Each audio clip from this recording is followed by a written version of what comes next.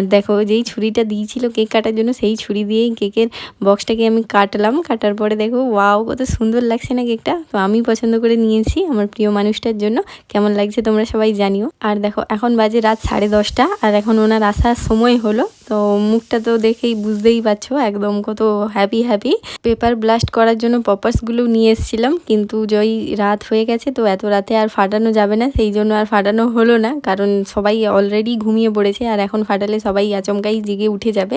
তারপরে দেখো ওনাকে আমি রোজটা দিলাম আর ওনার রিয়াকশানটা জাস্ট এইরকম ছিল। তো আমি তো ভাবতেই পারিনি, বেশ ভালো লাগলো। আর এই রোজটা ছাড়া বার্থডেতে আমি এখনও পর্যন্ত কিছুই দিইনি। তো ওনার বার্থডে গিফটটা বাকি রয়েছে, তো সেটা পরে দেওয়া হবে।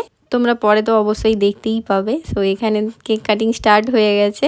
কেকটা কাটার পরে দুজন মিলেই সেলিব্রেট করছিলাম, কারণ সবাই প্রায় ঘুমিয়ে পড়েছে। আর যেহেতু মা বাড়িতে নেই, মাও ছিল না, বাবা একা ছিল আর বাবাও তখন ঘুমিয়ে পড়েছিল, তাই কিছু করার নেই, দুজন মিলেই সেলিব্রেটটা করলাম। তো কেক কাটিংয়ের পরে এখানে দুজন মিলে একটু কেক খেয়ে নিলাম।